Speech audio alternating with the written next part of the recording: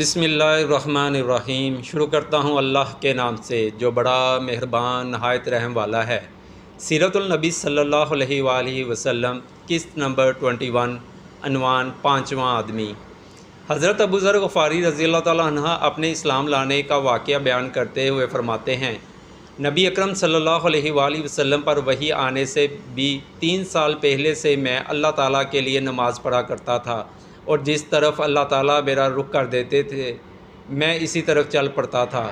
اسی زمانے میں ہمیں معلوم ہوا کہ مکہ معظمہ میں ایک شخص ظاہر ہوا ہے، اس کا دعویٰ ہے کہ وہ نبی ہے۔ یہ سن کر میں نے اپنے بھائی انیس سے کہا، تم اس شخص کے پاس جاؤ، اس سے بات چیت کرو اور آ کر مجھے اس بات چیت کے بارے میں بتاؤ۔ چنانچہ انیس نے نبی کریم صلی اللہ علیہ وآلہ وسلم سے ملاقات کی۔ جب وہ واپس آئے تو میں نے ان سے آپ صلی اللہ علیہ وآلہ وسلم کے بارے میں پوچھا۔ انہوں نے بتایا، اللہ کی قسم میں ایک ایسے شخص کے پاس سے آ رہا ہوں جو اچھائیوں کا حکم دیتا ہے اور برائیوں سے روکتا ہے، اور ایک روایت میں ہے کہ میں نے تمہیں اسی شخص کے دین پر پایا ہے۔ اس کا دعویٰ ہے کہ اسے اللہ نے رسول بنا کر بھیجا ہے۔ میں نے اس شخص کو دیکھا کہ وہ نیکی اور بلند اخلاق کی تعلیم دیتا ہے۔ میں نے پوچھا، لوگ اس کے بارے میں کیا کہتے ہیں؟ انیس نے بتایا، لوگ اس کے بارے میں کہتے ہیں یہ کاہن اور جادوگر ہے، مگر اللہ کی قسم وہ شخص سچا ہے اور وہ لوگ جھوٹے ہیں۔ یہ تمام باتیں سن کر میں نے کہا، بس کافی ہے، میں خود جا کر ان سے ملتا ہوں۔ انیس نے فوراً کہا، ضرور جا کر ملو، مگر مکہ والوں سے بچ کر رہنا۔ چنانچہ میں نے اپنے موزے پہنے، لاٹھی ہاتھ میں لی اور روانہ ہو گیا۔ جب میں مکہ پہنچا تو میں نے لوگوں کے سامنے ایسا ظاہر کیا جیسے میں اس شخص کو جانتا ہی نہیں اور اس کے بارے میں پوچھنا بھی پسند نہیں کرتا۔ میں 1 ماہ تک مسجد حرام میں ٹھہرا رہا۔ میرے پاس سوائے زمزم کے کھانے کو کچھ نہیں تھا۔ اس کے باوجود میں زمزم کی برکت سے موٹا ہو گیا۔ میرے پیٹ کی سلوٹیں ختم ہو گئیں، مجھے بھوک کا بالکل احساس نہیں ہوتا تھا۔ ایک رات جب حرم میں کوئی طواف کرنے والا نہیں تھا، اللہ کے رسول نبی کریم صلی اللہ علیہ وآلہ وسلم ایک ساتھی ابو بکر صدیق رضی اللہ تعالیٰ عنہ کے ساتھ وہاں آئے اور بیت اللہ کا طواف کرنے لگے۔ اس کے بعد آپ صلی اللہ علیہ وآلہ وسلم نے اور آپ صلی اللہ علیہ وآلہ وسلم کے ساتھی نے نماز پڑھی۔ جب آپ صلی اللہ علیہ وآلہ وسلم نماز سے فارغ ہو گئے تو میں آپ کے نزدیک چلا گیا اور بولا، السلام علیکہ یا رسول اللہ، میں گواہی دیتا ہوں کہ اللہ تعالیٰ کے سوا کوئی عبادت کے لائق نہیں، اور یہ کہ محمد صلی اللہ علیہ وآلہ وسلم اللہ کے رسول ہیں۔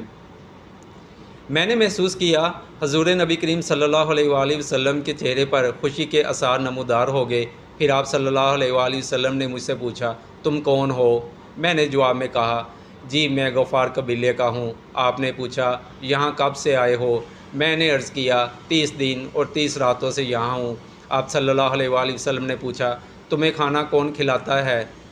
میں نے عرض کی، میرے پاس سوائے زمزم کے کوئی کھانا نہیں، اس کو پی پی کر میں موٹا ہو گیا ہوں، یہاں تک کہ میرے پیٹ کی سلوٹیں تک ختم ہو گئی ہیں اور مجھے بھوک کا بالکل احساس نہیں ہوتا۔ آپ صلی اللہ علیہ وآلہ وسلم نے فرمایا، مبارک ہو، یہ زمزم بہترین کھانا اور ہر بیماری کی دوا ہے۔ زمزم کے بارے میں حدیث میں آتا ہے، اگر تم آب زمزم کو اس نیت سے پیو کہ اللہ تعالیٰ تمہیں اس کے ذریعے بیماریوں سے شفا عطا فرمائے تو اللہ تعالیٰ شفا عطا فرماتا ہے، اور اگر اس نیت سے پیا جائے کہ اس کے ذریعے پیٹ بھر جائے اور بھوک نہ رہے تو آدمی شکم سے رو جاتا ہے، اور اگر اس نیت سے پیا جائے کہ پیاس کا اثر باقی نہ رہے تو پیاس ختم ہو جاتی ہے۔ اس کے ذریعے اللہ تعالیٰ نے اسماعیل علیہ السلام کو سیراب کیا تھا۔ ایک حدیث میں آتا ہے کہ جی بھر کر زمزم کا پانی پینا اپنے آپ کو نفاق سے دور کرتا ہے، اور ایک حدیث میں ہے کہ ہم میں اور منافقوں میں یہ فرق ہے کہ وہ لوگ زمزم سے سیرابی حاصل نہیں کرتے۔ ہاں تو بات ہو رہی تھی حضرت ابو ذر غفاری رضی اللہ تعالیٰ عنہ کی۔ کہا جاتا ہے حضرت ابو ذر غفاری اسلام میں پہلے آدمی ہیں جنہوں نے آپ صلی اللہ علیہ وآلہ وسلم کو اسلام کے الفاظ کے مطابق سلام کیا۔ ان سے پہلے کسی نے آپ صلی اللہ علیہ وآلہ وسلم کو ان الفاظ میں سلام نہیں کیا تھا۔ اب ابو ذر غفاری رضی اللہ تعالیٰ عنہ نے آپ صلی اللہ علیہ وآلہ وسلم سے اس بات پر بیعت کی کہ اللہ تعالیٰ کے معاملے میں وہ کسی کی ملامت کرنے والے کی ملامت سے نہیں گھبرائیں گے، اور یہ کہ ہمیشہ حق اور سچی بات کہیں گے، چاہے حق سننے والے کے لیے کتنا ہی کڑوا کیوں نہ ہو۔ یہ حضرت ابو ذر غفاری رضی اللہ تعالیٰ عنہ حضرت ابو بکر صدیق رضی اللہ تعالیٰ عنہ کی وفات کے بعد ملک شام کے علاقے میں ہجرت کر گئے تھے۔ پھر حضرت عثمان رضی اللہ تعالیٰ عنہ کی خلافت میں انہیں شام سے واپس بلا لیا گیا اور یہ رحضہ کے مقام پر آ کر رہنے لگے تھے۔ رحضہ کے مقام پر ہی ان کی وفات ہوئی تھی۔ ان کے ایمان لانے کے بارے میں ایک روایت یہ ہے کہ جب یہ مکہ معظمہ آئے تو ان کی ملاقات حضرت علی رضی اللہ تعالیٰ عنہ سے ہوئی تھی اور حضرت رضی اللہ تعالیٰ عنہ نے ہی ان کو آپ صلی اللہ علیہ وآلہ وسلم سے ملوایا تھا۔ حضرت ابو ذر غفاری رضی اللہ تعالیٰ عنہ کہتے ہیں بیعت کرنے کے بعد نبی کریم صلی اللہ علیہ وآلہ وسلم انہیں ساتھ لے گئے۔ ایک جگہ حضرت ابو بکر صدیق رضی اللہ تعالیٰ عنہ نے ایک دروازہ کھولا، ہم اندر داخل ہوئے۔ حضرت ابو بکر صدیق رضی اللہ تعالیٰ عنہ نے ہمیں انگور پیش کیے۔ اس طرح یہ پہلا کھانا تھا جو میں نے مکے میں آنے کے بعد کھایا۔ اس کے بعد نبی کریم صلی اللہ علیہ وآلہ وسلم نے ان سے فرمایا، اے ابو ذر غفاری رضی اللہ تعالیٰ عنہ، اس معاملے کو ابھی چھپائے رکھنا۔ اب تو تم اپنی قوم میں واپس جاؤ اور انہیں بتاؤ تاکہ وہ لوگ میرے پاس آ سکیں۔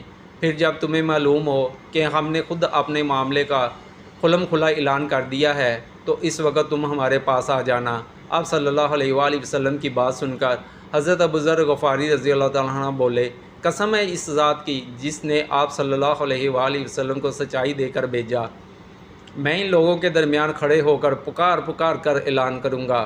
حضرت ابو ذر غفاری رضی اللہ تعالیٰ عنہ کہتے ہیں میں ایمان لانے والے دیہاتی لوگوں میں سے 5واں آدمی تھا۔ غرض جس وقت قریش کے لوگ حرم میں جمع ہوئے، انہوں نے بلند آواز میں چلا کر کہا، میں گواہی دیتا ہوں سوائے اللہ کے کوئی معبود نہیں، اور میں گواہی دیتا ہوں کہ محمد اللہ تعالیٰ کے رسول ہیں۔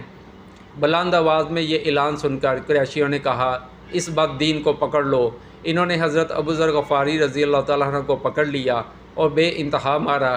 ایک روایت میں الفاظ یہ ہیں، وہ لوگ ان پر چڑھ دوڑے، پوری قوت سے انہیں مارنے لگے یہاں تک کہ وہ بے ہوش ہو کر گر پڑے۔ اس وقت حضرت عباس رضی اللہ تعالیٰ عنہ درمیان میں آ گئے۔ وہ ان پر جھک گئے اور قریشیوں سے کہا، تمہارا برا ہو، کیا تمہیں معلوم نہیں یہ شخص قبیلہ غفار سے ہے، ان کا علاقہ تمہاری تجارت کا راستہ ہے۔ ان کے کہنے کا مطلب یہ تھا کہ قبیلہ غفار کے لوگ تمہارا راستہ بند کر دیں گے۔ اس پر ان لوگوں نے انہیں چھوڑ دیا۔ حضرت ابو ذر غفاری رضی اللہ تعالیٰ عنہ فرماتے ہیں اس کے بعد میں زمزم کے کنویں کے پاس آیا، اپنے بدن سے خون دھویا۔ اگلے دن میں نے پھر اعلان کیا، میں گواہی دیتا ہوں کہ اللہ کے سوا کوئی عبادت کے لائق نہیں اور محمد صلی اللہ علیہ وآلہ وسلم اللہ کے رسول ہے۔ انہوں نے پھر مجھے مارا۔ اس روز بھی حضرت عباس رضی اللہ تعالیٰ عنہ ہی نے مجھے بچایا۔ انہوں نے پھر مجھے مارا۔ اس روز بھی حضرت عباس رضی اللہ تعالیٰ عنہ ہی نے مجھے ان سے چھڑایا۔ پھر میں وہاں سے واپس ہوا اور اپنے بھائی انیس کے پاس آیا۔